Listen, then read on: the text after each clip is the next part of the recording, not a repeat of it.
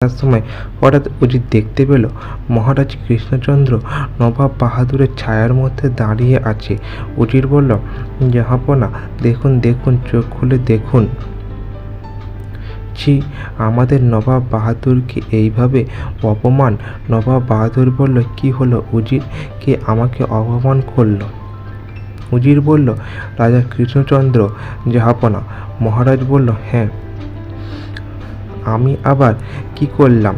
উজির বলল, এই দেখুন জাহাপনা, এই দেখুন। রাজা কৃষ্ণচন্দ্র আপনার ছায়ার উপর পা দিয়ে দাঁড়িয়ে আছে। আপনি হলেন কিনা এই বাংলার নবাব। একটা সামান্য রাজ্যের রাজা হয়ে রাজা কৃষ্ণচন্দ্র আপনার ছায়ার উপর পা দিয়ে দাঁড়িয়ে কত বড় সাহস দেখুন। এদিকে মহারাজ সঙ্গে সঙ্গে ছায়া থেকে পা সরিয়ে নেয়। তখনই নবাব বাহাদুর রাজা কৃষ্ণচন্দ্রকে বলে, কৃষ্ণচন্দ্র, তোমার এত বড় সাহস, তুমি আমার ছায়ার উপর পা দিয়ে দাঁড়িয়ে আছো? তোমার আজকে আমি করদান নেব। মহারাজ কৃষ্ণচন্দ্র অনেকবার ক্ষমা চাইল, কিন্তু নবাব বাহাদুর কোনোভাবেই ক্ষমা করল না, আর বলল যে কালকে আমি তোমার করদান নেব। নবাব বাহাদুর বলল, বলো কৃষ্ণচন্দ্র, বলো, তোমার শেষ ইচ্ছে বলো, আমি তোমার শেষ ইচ্ছে পূরণ করব। এদিকে মহারাজ কৃষ্ণচন্দ্র একেবারে কান্নায় ভেঙে পড়েছে। তাই গোপাল বলল, করদান নেওয়ার কথা শুনে মহারাজ খুব ভেঙে পড়েছেন নবাব বাহাদুর। তাই মহারাজের হয়ে আমি আপনার কাছে একটা দিন অতিরিক্ত সময় চাইছি। ধরে নিন না, এটাই মহারাজের শেষ ইচ্ছে। নবাব বাহাদুর একটা দিনের সময় দিলেন, তারপর সেখান থেকে রাজবাড়িতে চলে গেল। মহারাজ গোপালকে বলল, এই গোপাল, এবার কি হবে আমার? গোপাল বলল, সেটাই তো ভাবছি মহারাজ। তারপর সেখান থেকে যে যার বাড়িতে চলে গেল। মহারাজ তো খাওয়া দাওয়া সবই বন্ধ করে দিয়েছে। আর এদিকে মন্ত্রীমশাই নবাব বাহাদুরের কাছে গেল এবং দল বদল করল। গোপাল বাড়িতে গিয়ে শুধু ভাবছে কিভাবে মহারাজকে বাঁচানো যায়। হঠাৎ করে গোপালের মাথায় একটা বুদ্ধি এলো। পরের দিন রাজসভায় গোপাল আর মহারাজ বাদে সবাই এসেছে। মন্ত্রীমশাই সকল সভাসদকে বলল, এখনো সময় আছে, তোমরা এই সুযোগে মহারাজের সঙ্গ ছেড়ে নবাবের দলে যোগ দাও। না হলে নবাবকে বলে আমি তোমাদের সবার করদান নেব, এই বলে দিলাম।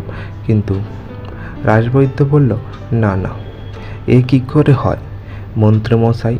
সারা বছর মহারাজের জন্য কাজ করে গেলাম, আর শেষ বয়সে এসে কি না দলবদল করব? না না, এটা হয় না মন্ত্রীমশাই।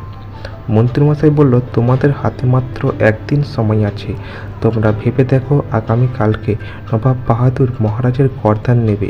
ওদিকে তখনই গোপাল সভাতে এসে বলল, মন্ত্রীমশাই কিন্তু একদম ঠিক কথা বলেছে, ভেবে দেখো সবাই। সেনাপতি বলল, গোপাল, তুমিও শেষে এই কথা বলছো? গোপাল বলল, হ্যাঁ বলছি, সব ভেবেচিন্তেই বলছি। এদিকে মহারাজ গোপালের কথা শুনে আবার বেশি করে ভেঙে পড়ল, কারণ গোপালের উপর একটা আলাদাই ভরসা ছিল। পরের দিন সবাই এক জায়গায় মহারাজের করদান নেবেন বলে নবাব বাহাদুর। তখনই গোপাল এসে নবাব বাহাদুরকে বলল, জাহাপনা, আমি মহারাজ কৃষ্ণচন্দ্রের করদান নিতে চাই, কারণ আমি অনেকবার মহারাজকে আমার মাইনে বাড়ানোর কথা বলেছিলাম, কিন্তু মহারাজ আমার মাইনে বাড়ায়নি। তাই আমি মহারাজের করদান নিতে চাই। নবাব বাহাদুর গোপালকে অনুমতি দিল মহারাজের করদান নিতে। গোপাল মহারাজের ছায়ায় করদান নিল। নবাব বাহাদুর বলল, এই গোপাল, এই তুমি আমার সঙ্গে কি মস্করা করছো? কৃষ্ণচন্দ্র যে এখনো অক্ষত দাঁড়িয়ে রয়েছে। গোপাল বলল, তাতে কি হয়েছে জাহাপনা? দেখলেন আমি কেমন মহারাজের ছায়ায় গলায় এক কোপ মারলাম? নবাব বাহাদুর বলল, ছায়ায় গলায় কোপ মারলে আসল মানুষের কিচ্ছু হয় না মর্কট। গোপাল বলল, কেন কেন কেন হয় না?